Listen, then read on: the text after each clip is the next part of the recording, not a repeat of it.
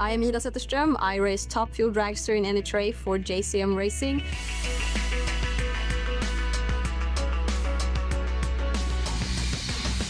If you let those first round or the losses that you might have beat you up, you're not going to be able to dig yourself out of that hole.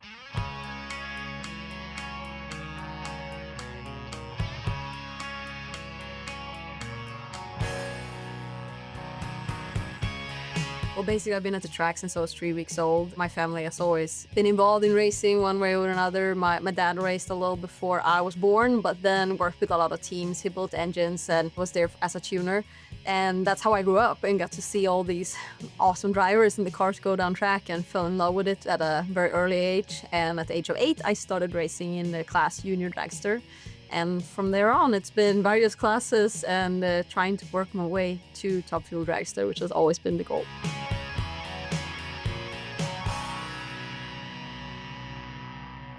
Drag racing as it is, the passion for it and the feeling of being at a drag race is exactly the same if you're on a track in Europe or if you're track here in the US. It's so open, it's such a family atmosphere, it's so loud, we love that. Obviously, there's a lot of similarities, but when it comes to the level of racing, especially when you're in a pro class like Top Fuel, like I am right now, NHRA is the pinnacle of drag racing. It's where the classes are the biggest, it's where the best tracks in the world are at, it's where the best tuners and the best teams are based, and it's also where you see the highest speeds.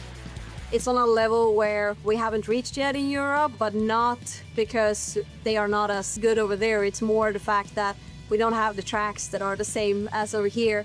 We don't have the budgets to race the same way as the teams do over here. In Europe, we race with mostly used parts. We race with the parts that teams over here have already run for a season. That's how we do it in Europe. And looking at the numbers that we put down there and the big fan base we have, we can easily see 30 to 70,000 people in a weekend in the grandstands in Europe. It shows the love for the sport. It shows how good the teams actually are out there. I mean, we had a small core group of 4 people on my car in Europe. But what we could produce over there with the numbers would be decent numbers to qualify over here. And that says a lot when you're doing it for basically a tenth of the price that you do it over here in US and with all the parts and a lower budget. Everybody does it in Europe because they love it. Nobody's paid. My crew stayed on air mattresses in the trailer and took all their time away from work to go to the races. And I don't think there's any place you can find more love for the sport than when you go back. It feels like more of the grassroots racing. But when you want to race full-time professionally the way I want to do, NHRA is absolutely the right place to be.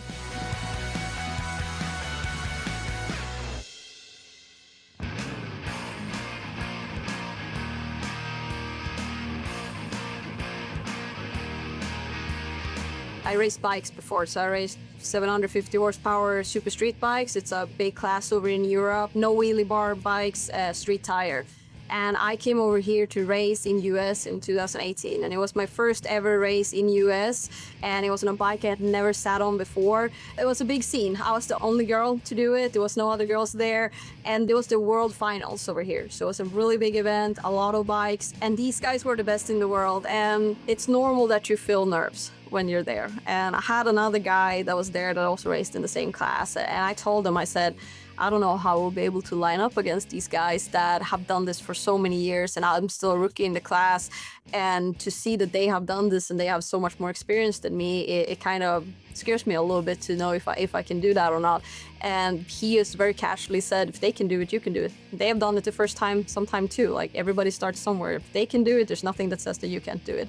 I think it applies to a lot of things just because yes, these guys that are out here that have done it their whole life, or they're the absolute best in the world at it, there was a time where it was their first time. And the difference between them doing it or you doing it, it's literally just what you tell yourself.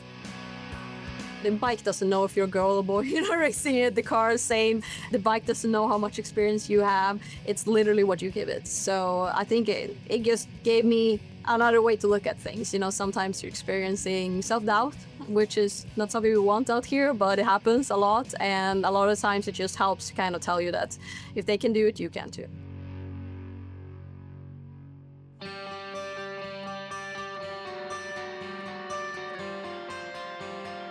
This sport has to be seen in person.